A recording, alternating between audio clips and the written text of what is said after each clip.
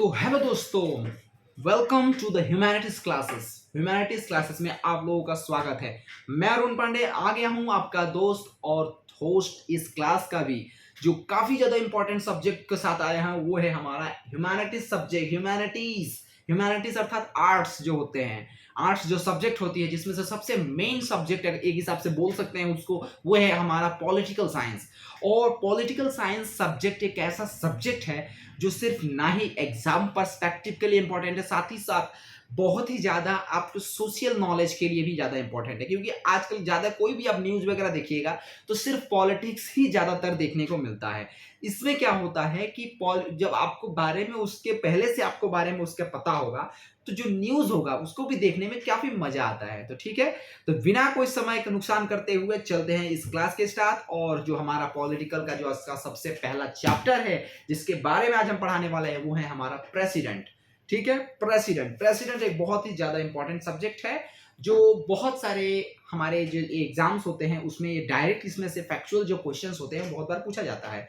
और जो आज का हमारा जो क्लास है, जो प्रेसिडेंट के बारे में हम पढ़ाने वाले हैं, ये ज्यादातर उन बच्चों के लिए है जो 11th-12th में पढ़ते हो, और साथ ही साथ उन व्यक्ति के लिए जो बड़े बड़े एग्जाम्स जो हो, जैसे कि यूपीएससी हो गया, उस टाइप के क्वेश्चंस जो है यूपीएससी जो पढ़ा है उसके बारे में सोच रहे हैं तैयारी करने के लिए, उनके लिए भी ये एक फाउंडेशन कोर्स के जैसा हो जाएगा, एक फाउंडेशन चैप्टर क्लास के जैसा हो जाएगा। क्योंकि अगर आपको बारे में अगर कहीं ये बड़े जितने बड़े बड़े लाइन में जाना है कॉम्पिटेटिव एग्जाम्स के, तो इसमें आपको पहले से हर सब्जेक्ट के जो कॉन्सेप्ट होते हैं वो पता होना चाहिए। विदाउट कॉन्सेप्ट आप कोई भी एग्जाम क्लियर नहीं कर पाएंगे। सिर्फ फैक्चुअल डाटा से कोई भी एग्जाम क्रैक नहीं होती, और हमारे माइंड में भी कोई भी चीज सिर्फ फैक्ट से नहीं रहता है। उसको फैक्ट के बारे में जानना, उसके कंसेप्ट को पूरा जानना में काफी मजा आता है। ठीक है, तो चलिए चैप्टर स्टार्ट करते हैं।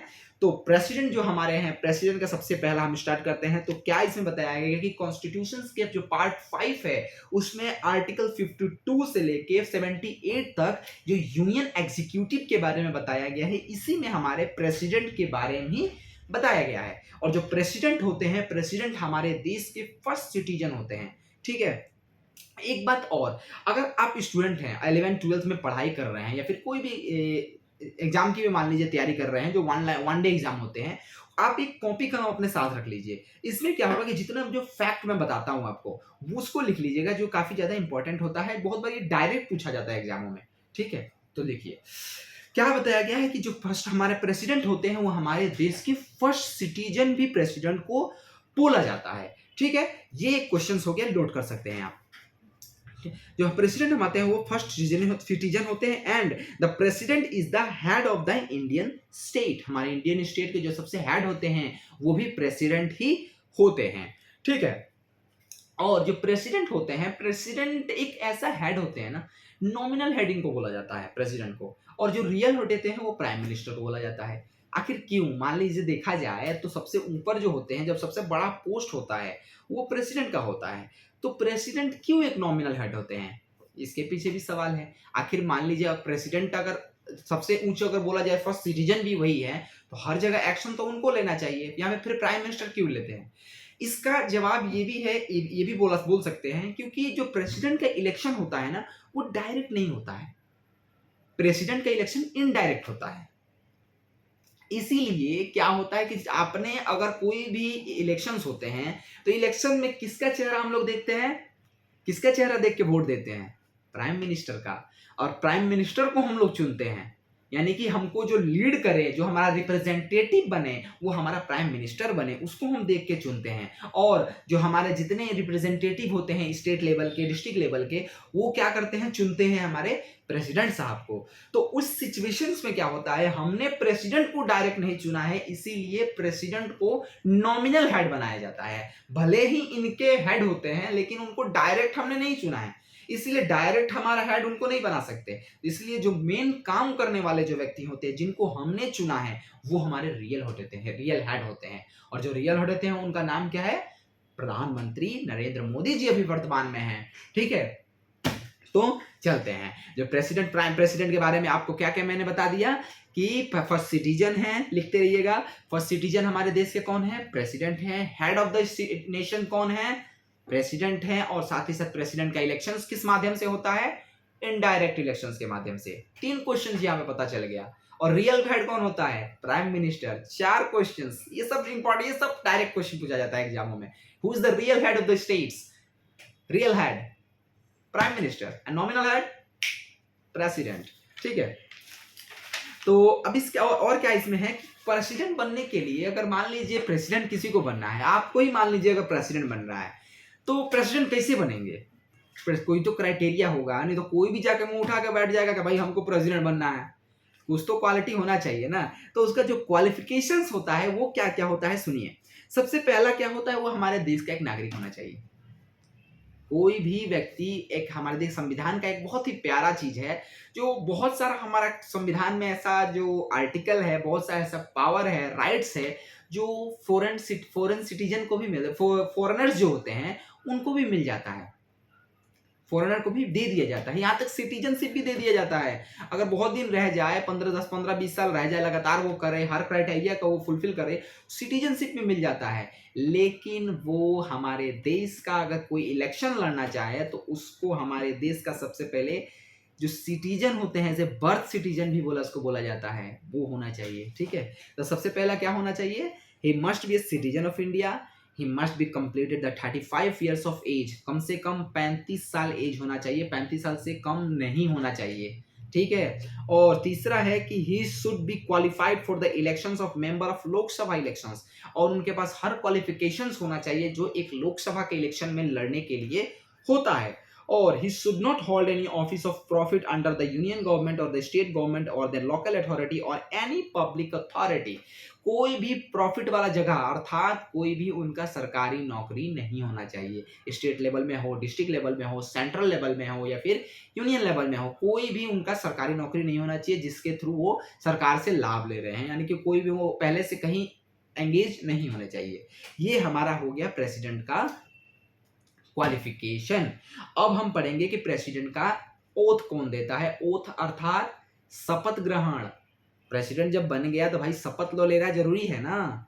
क्या हुआ, सबसे पहले हमने क्या पढ़ा कि क्वालिफिकेशंस पढ़ ली कि प्रेसिडेंट बनना है। प्रेसिडेंट मान लीजिए क्वालिफिकेशन पास हो गए, अब हमें प्रेसिडेंट बनने के लिए, प्रेसिडेंट हम बन भी गए, अब क्या करना है? प्रेसिडेंट बनने के बाद क्या होता है? शपथ ग्रहण होती है। तो शपथ ग्रहण कौन करवाता है प्रेसिडेंट का? सुप्रीम कोर्ट का चीफ जस्टिस। हमारे प्रेसिडेंट का जो ओथ होता है, जो शपथ ग्रहण होती है, वो सुप्रीम कोर्ट के चीफ जस्टिस के द्वारा कराया जाता है। ठीक है, the oath of the office of the president is administered by the chief justice of India and in the absence of the chief justice। अगर मान लीजिए चीफ जस्टिस ही नहीं है, चीफ जस्टिस मान लीजिए कोई कामवश बाहर गए हैं या फिर कोई कार्यवश, मान लीजिए अचानक उनका सीट ही वैकेंट हो गया या फिर चीफ जस्टिस का ही उस समय नहीं है प्रेजेंस ओथ के समय, तो फिर कौन उनका शपथ ग्रहण करवाएगा? जो हमारे सुप्रीम कोर्ट होती है उसके जो मेन मोस्ट सीनियर जज होते हैं उनको शपथ ग्रहण दिलवाने का, यानी कि जो अपॉइंट करने का, प्रेसिडेंट का शपथ ग्रहण दिलवाने का पावर होता है। ठीक है, तो अगर हमारे यहाँ पे क्वेश्चन ये भी मिल गया अपने को कि प्रेसिडेंट को शपथ कौन दिलवाता है? सुप्रीम कोर्ट का चीफ जस्टिस ऑफ इंडिया।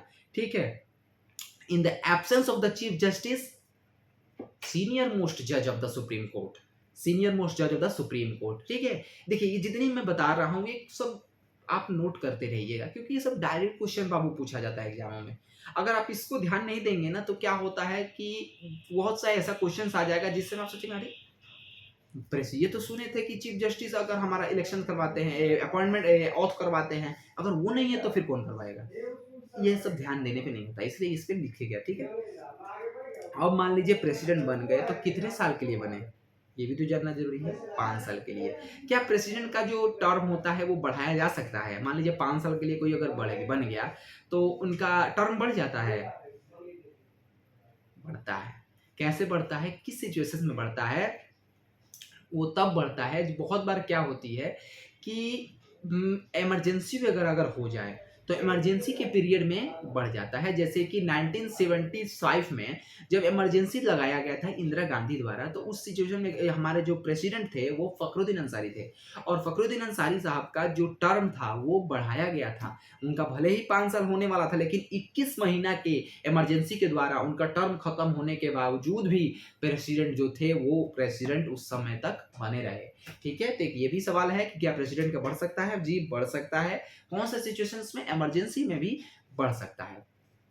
ठीक है, प्रेसिडेंट का टर्म भी जर गए 5 साल का नॉर्मली ऐसे होता है। ठीक है, क्या एक प्रेसिडेंट अगर कोई बन जाए दोबारा उसको इलेक्शंस लड़ सकता है? जी, हमारे देश में लड़ सकते हैं। जितना बार उतना मर्जी उतना बार कोई लड़ सकता है प्रेसिडेंट का इलेक्शन। लेकिन अमेरिका में क्या होता है कि कोई भी 2 बार से ज़्यादा प्रेसिडेंट नहीं बन सकते। लेकिन बहुत बार ऐसा कोई-कोई जो चीज़ देखने पे पहले भी देखने को मिला है और अभी प्रेज़ेंट में देखा जाए तो बन रहे हैं लोग। लेकिन नियम उनका यही था कि 2 बार से ज़्यादा नहीं बनते हैं। ठीक है? और अब प्रेसिडेंट मान लीजिए आपने बन गए, तो अब प्रेसिडेंट निकलते भी हैं। किस तरह निकलते हैं? मान लीजिए अगर प्रेसिडेंट बन गए तो प्रेसिडेंट अगर बाई चांस प्रेसिडेंट का सीट बहुत बार खाली हो जाता है। कब-कब खाली होता है? और मान लीजिए आप प्रेसिडेंट अगर बन गए तो राजा बन गए, तो इसका मतलब ये थोड़ी कि आप पूरा पावरफुल ही हो जाएँगे। आप जो मर्ज़ी वो करेंगे, नहीं कर सकते। आपका प्रेसिडेंट को भी निकालने का भी प्रोसेस है, हमारा संविधान दिया है। अरे संविधान है महाराज, ऐसा थोड़ी बनाया गया है। ऐसा हमारा संविधान प्यारा है कि अगर किसी को पावर दिया है तो उसका पावर खत्म करने का भी पावर दिया है। ठीक है? तो इसलिए बोलते हैं, क्या बोलते हैं कि पावर से लाइट भी जलता है और पावर से करंट भी लगता है। अब आप पे निर्भर करता है कि आपको लाइट जलाना है या फिर करंट लेना है। ठीक है? ठीक उसी प्रकार प्रेसिडेंट जो होते हैं, प्रेसिडेंट का पावर किस तरह प्रेसिडेंट इस्तेमाल करते हैं वो दे उस पे निर्भर करता है। और अगर मान लीजिए प्रेसिडेंट कोई गलत कार्य कर दिए, कोई कॉन्स्टिट्यूशंस के हिसाब से काम नहीं कर रहे हैं, कॉन्स्टिट्यूशंस का वायलेशंस कर रहे हैं, तो उस सिचुएशंस में एक होता है जिसको हम लोग बोलते हैं इम्पैचमेंट ऑफ द प्रेसिडेंट। इम्पैचमेंट दो भी कोई भी बोल सकते हैं आप, बस स्पेलिंग ध्यान रखिएगा। इम्पैचमेंट ऑफ द प्रेसिडेंट जो होता है वो होता है और इस माध्यम से प्रेसिडेंट को निकाला जाता है। प्रेसिडेंट को उनके सीट से, उनका ऑफिस से निकाला जाता है। ये ध्यान रखना है, कभी भी जो इम्पैचमेंट जो शब्द है ये सिर्फ प्रेसिडेंट में यूज किया जाता है। अगर कोई एग्जाम में पूछ लिया जाए कि प्राइम मिनिस्टर के रिमूवल को क्या कहते हैं, तो उनमें रिमूवल प्रोसेस लगा सकते हैं, कोई भी प्रोसेस लगा, लेकिन इम्पैचमेंट जो शब्द है सिर्फ प्रेसिडेंट में यूज होता है। ये ध्यान रखना है, सिर्फ प्रेसिडेंट। ठीक है? और इसके बाद क्या इम्पैचमेंट जो होता है वो पहले मैंने आपको बताया कि वायलेशन ऑफ द कॉन्स्टिट्यूशन का अगर कोई वायलेट करते हैं तो होती है। और ये इम्पैचमेंट होता है, इम्पैचमेंट किस माध्यम से आता है पता है? इम्पैचमेंट अगर आपको मान लीजिए अगर प्रेसिडेंट को निकालना है तो कब कब निकाल सकते हैं और कैसे? डायरेक्ट थोड़ी कोई बोल देगा भाई प्रेसिडेंट आपने कॉन्स्टिट्यूशन तोड़ा है निकलो। नहीं, कॉन्स्टिट्यूशन डायरेक्टली नहीं निकाला जाता है। क्या होता है, कभी भी अगर इम्पैचमेंट अगर लाना है, अगर प्रेसिडेंट को निकालना है तो सबसे पहले क्या होता है कि जो हमारे हाउस के जितने मेंबर होते हैं, this charges should be signed 1/4 member of the house and 14 days notice should be given to the president, and after the impeachment resolution is passed by the 2/3 majority of the total of that house is sent to the other house and which should be investigated the charges। सबसे पहले अगर मान लीजिए president को निकालना है तो पहले एक कोई हाउस से, जैसे कि लोकसभा या फिर राज्यसभा, उसमें से कोई भी एक हाउस से 1/4 लोगों का एक चार्जशीट बना देंगे कि ये कारण से हम प्रेसिडेंट को निकालना चाहते हैं, और वो प्रेसिडेंट के पास जाएगा। 14 दिन पहले नोटिस दिया जाता है कि आपने ये कार्य किया है, और उसमें क्या होगा कि प्रेसिडेंट को पहले 14 दिन दिया जाएगा, और जो अगर वो भी हो गए वहाँ से, जब वहाँ प्रेसिडेंट को दे दिया गया फिर भी प्रेसिडेंट कोई अपने आप को गिल्टी मतलब एक्यूज्ड साबित हो चुके हैं, अगर उस समय भी वो अपने आप को बेगुनाह नहीं साबित कर पाते हैं, तो क्या होगा, वहाँ से वो इनका फिर इलेक्शंस होगा। क्या इलेक्शन होगा कि आप कौन-कौन चाहता है कि प्रेसिडेंट निकले। तो जिस हाउस के द्वारा से प्रेसिडेंट के पास वो चार्जशीट बताया गया, भेजा गया था, उस हाउस में से 2/3 मान लीजिए अगर 60 व्यक्ति हैं, 60 व्यक्ति अगर हैं, 60 में से 2/3 इसका क्या होगा, 2/3 होगा 40 लोग। यानी कि 60 में से 40 लोगों को कम से कम मंजूरी देना पड़ेगा कि जी हाँ, प्रेसिडेंट निकलना है। 2/3 से वो वहाँ से बिल पास होगा प्रेसिडेंट का इम्पीचमेंट का। ठीक है? जब वहाँ से पास हो जाएगा फिर वो जाएगा अगले हाउस में, और अगले हाउस फिर से देखेगी, और वहाँ से भी 2/3 के माध्यम से पास अगर होता है तो ही प्रेसिडेंट वहाँ से निकलते हैं। अगर प्रेसिडेंट उस समय भी अगर एक हाउस से पास हो गया, दूसरे हाउस से फेल हो गया, 2/3 मेजॉरिटी नहीं मिला, तो इम्पीचमेंट रद्द किया जाता है और प्रेसिडेंट अपने सीट पे वैसे के वैसे ही बैठे रहेंगे। ठीक है? तो ये हो गया हमारा प्रेसिडेंट। मान लीजिए प्रेसिडेंट अगर इम्पीचमेंट माध्यम से भले भी बच गए, ठीक है? अगर मान लीजिए प्रेसिडेंट निकल गए तो उनका सीट तो खाली हो जाएगा। तो उनका सीट अगर खाली हो जाता है तो सीट कैसे फुलफिल होती है? अगर प्रेसिडेंट नहीं रहते हैं, अगर मान लीजिए कोई जगह प्रेसिडेंट का साइन करना है तो प्रेसिडेंट कैसे होगा? मान लीजिए प्रेसिडेंट प्रेसिडेंट के अगर एक क्वेश्चन एग्जाम में पूछा जाता है कि प्रेसिडेंट का सीट कब कब खाली होता है, इसका दो तीन आंसर है, दो तीन पॉइंट है। एक पॉइंट सबसे पहला होता है कि या तो प्रेसिडेंट मर जाए, डेथ। दूसरा होता है इम्पैक्टमेंट के माध्यम से वो रिमूवल कर दिए गए। दूसरा, तीसरा है कि बाई चांस प्रेसिडेंट अगर कहीं बाहर गए हैं, तो ये 3 सिचुएशंस हो गया। या फिर चौथा, प्रेसिडेंट खुद ने अपने आप से रेजिग्नेशन दे दिए। ये 4 पॉइंट है जो प्रेसिडेंट का सीट वैकेंट होने का रीजंस है। ठीक है? अगर प्रेसिडेंट मान लीजिए नहीं है, तो उस समय प्रेसिडेंट का जो रोल है, जो प्रेसिडेंट का पावर है, उस समय कौन किसके पास आ जाता है? वाइस प्रेसिडेंट के पास। Vice President act as a president in the absence of the president. Okay? Agar in case of any delay of the conducting the elections of new president by any reasons, the outgoing president continues to hold the office beyond this term 5 years until his successor assumes charges. This provided by the constitution order to prevent an interregnum, and in the situations of vice president does not get the opportunity to act the president and discharge the function of the president. अगर मान लीजिए एक president है, उनका 5 साल हो गया, ठीक है, 5 साल हो गया, उनका टर्म खत्म हो गया। अब वहां पे क्या करना है? प्रेसिडेंट को वहां से हटना है। तब क्या होगा? वहां पे अब इलेक्शंस होगा। अगर मान लीजिए इलेक्शन होने में लेट हो गई, इलेक्शन नहीं हो पा रही है, कोई कारण से इलेक्शन नहीं हुई प्रेसिडेंट का, तो उस समय प्रेसिडेंट का सीट कौन संभालेगा? वाइस प्रेसिडेंट संभालेंगे? नहीं संभालेंगे। वही जो प्रेसिडेंट जो पहले वाले थे, वही प्रेसिडेंट उस समय रहेंगे। वाइस प्रेसिडेंट कब कब संभालते हैं, ये क्वेश्चन ध्यान देना है कि वाइस प्रेसिडेंट कब कब संभाल सकते हैं और प्रेसिडेंट कब कब संभाल सकते हैं, ये ध्यान दे। यही सब होता है, देखिए यही सब होता है, ट्रिकी होता है। यहाँ पे क्वेश्चन एक फ्लक्चुएट हो जाती है, बहुत सा दिमाग से हमारा जो होती है फ्लिप कर जाती है क्वेश्चन यहीं पे। इसलिए कॉन्सेप्ट को जानिए। कॉन्सेप्ट क्या बोल रहा है यहाँ पे कि अगर मान लीजिए प्रेसिडेंट हैं, प्रेसिडेंट के न रहने पर वाइस प्रेसिडेंट कब कब प्रेसिडेंट बनते हैं, कब कब प्रेसिडेंट का एक्ट करते हैं, प्रेसिडेंट का काम करते हैं। पहला, प्रेसिडेंट अगर डेथ हो जाती है प्रेसिडेंट की, ठीक है, प्रेसिडेंट का डेथ हो गई, प्रेसिडेंट कहीं बाहर गए हैं घूमने के लिए, उस समय भी। तीसरा, प्रेसिडेंट अगर इम्पैक्टमेंट के माध्यम से प्रेसिडेंट अगर ये कर दिए, इम्पीचमेंट के माध्यम से अगर प्रेसिडेंट को निकाल दिया गया, तीसरा।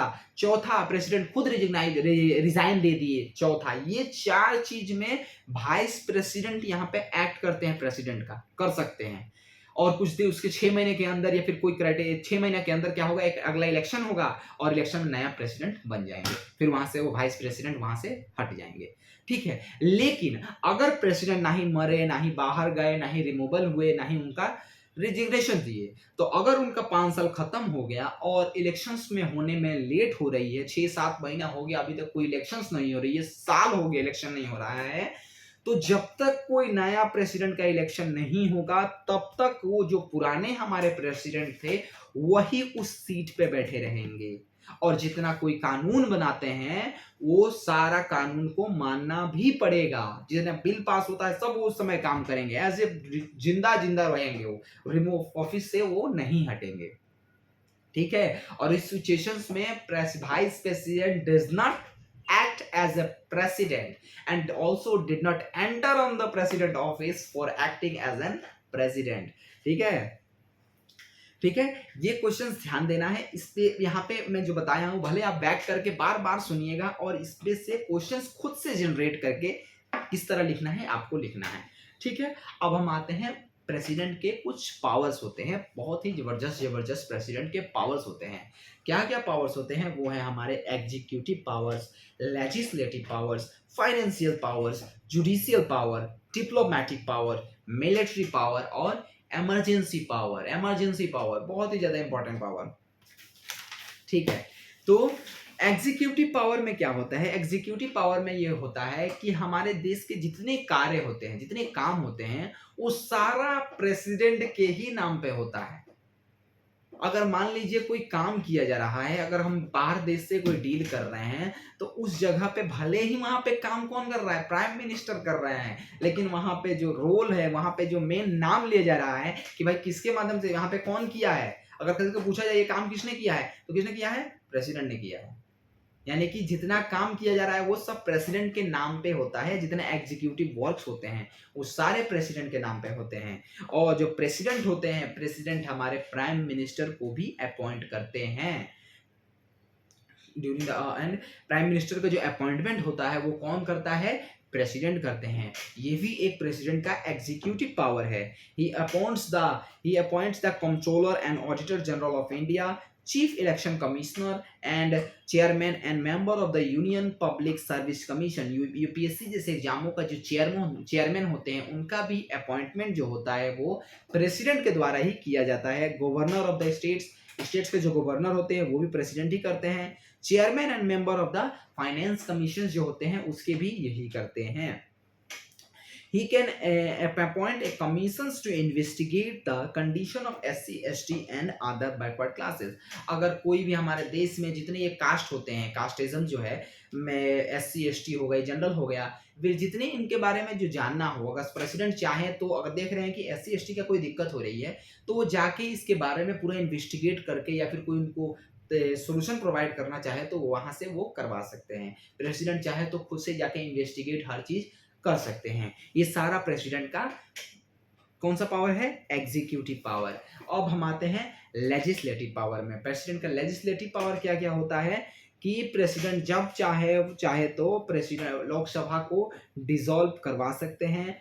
प्रेसिडेंट चाहे तो ज्वाइंट सीटिंग के लिए भी बुलवा सकते हैं। यानी कि ज्वाइंट सीटिंग कब होता है, जब अगर बहुत सा कोई टॉपिक अगर हो जाए, मान लीजिए कोई विषय आ गया, जैसे कि वक्फ बोर्ड आया था, वक्फ बोर्ड आ गया, अब इसमें क्या हो रहा है कि राज्यसभा लोकसभा बहुत ज्यादा इनफेक्ट कॉन्फ्लिक्ट हो रहा है, कोई हाँ बोल रहा है कोई ना बोल रहा है, इस टाइप का बोलता है। तो इस सिचुएशन में क्या होती है कि एक इकट्ठे बैठ के एक बात काम किया जाता है, सारे लोग इकट्ठे बैठते हैं और वहां पर सारे चीज का डिस्कशन या फिर सोल्यूशन निकाला जाता है। इसी सिचुएशन को बोलते हैं ज्वाइंट सिटिंग। ठीक है, ज्वाइंट सिटिंग यहाँ पे इसको बोला जाता है।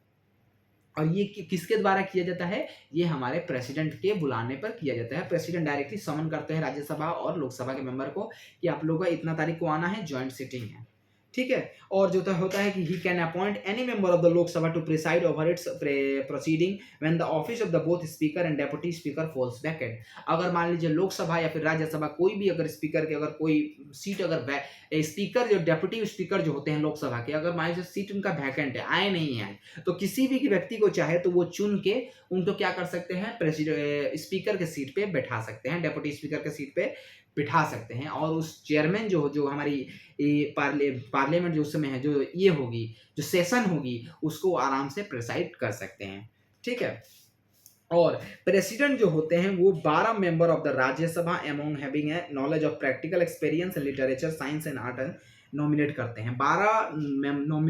12 मेंबर को नॉमिनेट करते थे। ठीक है, and he can nominate 2 member of the Lok Sabha from the Anglo Indians community. Anglo Indians community से भी 2 लोगों को वो नॉमिनेट करते हैं, यानी कि बिना कोई इलेक्शंस के वो व्यक्ति क्या हो जाते थे, एक एमपी बन जाते थे।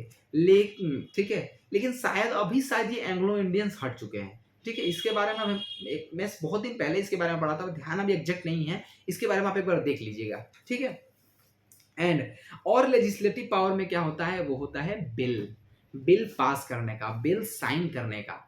क्या होता है बिल साइन, कभी भी कोई भी सांसद में, पार्लियामेंट में अगर कोई बिल बनता है वो तब तक लागू नहीं किया जाएगा जब तक उसके ऊपर प्रेसिडेंट साइन ना कर दे। अगर प्रेसिडेंट साइन नहीं करते हैं तो वो आगे बिल नहीं होगा, पास नहीं होगा। When a bill is sent to the president, अगर कभी भी कोई भी बिल अगर पास करके प्रेसिडेंट के पास भेज दिया गया, मान लीजिए लोकसभा से पास हो गया, राज्यसभा से ही पास हो गया, अब उसको क्या कर दिया गया, प्रेसिडेंट के एसेंट के लिए, प्रेसिडेंट के सिग्नेचर के लिए प्रेसिडेंट के पास भेज दिया गया। तो प्रेसिडेंट के पास कुछ उस समय कुछ स्पेशल पावर होते हैं। वो क्या क्या होते हैं, प्रेसिडेंट सबसे पहला 4 चीज कर सकता है, 3 चीज क्या क्या कर सकते हैं। सबसे पहला, या तो उस पर साइन कर देंगे, साइन करके भेज देंगे कि हाँ भाई ठीक है पास हो गया, पहला चीज कर सकते हैं। दूसरा, with hold is ascent of the bill, उस बिल को अपने पास रख सकते हैं, रख लेंगे कि नहीं अभी हम नहीं करेंगे, हम बताएंगे आपको, जाइए। ठीक है, तीसरा, रिटर्न कर देंगे कि नहीं अभी ये इसमें कुछ दिक्कत है, एक काम करिए आप लोग ले जाइए, दोबारा से इसका जांच पड़ताल करिए, दोबारा हमारे पास लाइए। अगर मान लीजिए क्या हुआ कि प्रेसिडेंट ने रिटर्न कर दिया और वो जाके दोबारा से दोनों संसद से पास होके प्रेसिडेंट के पास आ गया, तो प्रेसिडेंट क्या करेंगे, प्रेसिडेंट को पास करना ही पड़ेगा। Pass an amendment the president has to be give his assent bill. और उस सिचुएशंस में अगर बिल अगर एक बार आके रिकंसिडरेशन के लिए वापस पार्लियामेंट में जाके दोबारा अगर आ जाए तो क्या होती है, उस समय प्रेसिडेंट को वहां पे साइन करना ही पड़ता है। ठीक है, ये है हमारा होता है प्रेसिडेंट का लेजिस्लेटिव पावर। और ये एक और होता है इसमें जो लेजिस्लेटिव पावर में होता है कि प्रेसिडेंट कभी भी मनी बिल जो होती है, जो पैसों के मामले में जो बिल लाया जाता है, वो कभी भी प्रेसिडेंट उसको ये नहीं कर सकते, रिटर्न नहीं कर सकते। क्यों नहीं कर सकते? क्योंकि जो मनी बिल होती है वो प्रेसिडेंट के द्वारा ही लाया जाता है। कभी भी अगर मनी बिल लाना है तो सबसे पहले प्रेसिडेंट से पूछ के, प्रेसिडेंट अगर बोलेंगे जी हाँ ला दीजिए, तभी मनी बिल लाया जाएगा, नहीं तो नहीं लाया जाता है। अगर प्रेसिडेंट ने बोल दिया कि भाई मनी बिल लाओ, और उसके बाद भी अगर प्रेसिडेंट के पास बिल जाए, अब इस प्रेसिडेंट का साइन ना करे, ये कौन सा बात हुआ? ये बात नहीं होती। ठीक है, और इसके बारे में प्रेसिडेंट क्या होते हैं कि प्रेसिडेंट के पास जो ऐसे वो होल्ड रखते हैं, वो कितने दिन के होल्ड करते हैं, ये भी एक अभी फिलहाल में काफी ज्यादा क्वेश्चंस अराइज हुए हैं, जो न्यूज में भी आई थी, जो तमिलनाडु के केसेस में सुनने को मिला था। ठीक है, तो आज का जो हमारा क्लास है इतना तक हम करते हैं। आगे का जो होगा हमारा फाइनेंशियल पावर, जुडिशियल पावर, और बाकी का जो इसमें वीटो पावर प्रेसिडेंट का हमारा होता है, और प्रेसिडेंट ऑर्डिनेंस किस तरह मैक करते हैं, किस तरह खुद का कानून बनाते हैं और क्या वो लागू होता है, और प्रेसिडेंट का कॉन्स्टिट्यूशनल पावर क्या होता है, इसके बारे में हम आपको कल पढ़ाएंगे। ठीक है, तो अगर अच्छा लगा हो तो लाइक एंड सब्सक्राइब जरूर करिएगा, और इस वीडियो को शेयर भी करिएगा उन साथी के पास जिसको पॉलिटिकल सब्जेक्ट हार्ड लगता हो। और अगर सब्जेक्ट कैसा मैं पढ़ाया इसका जरूर इसको आप एक बार कमेंट में जरूर दें। ठीक है, थैंक यू।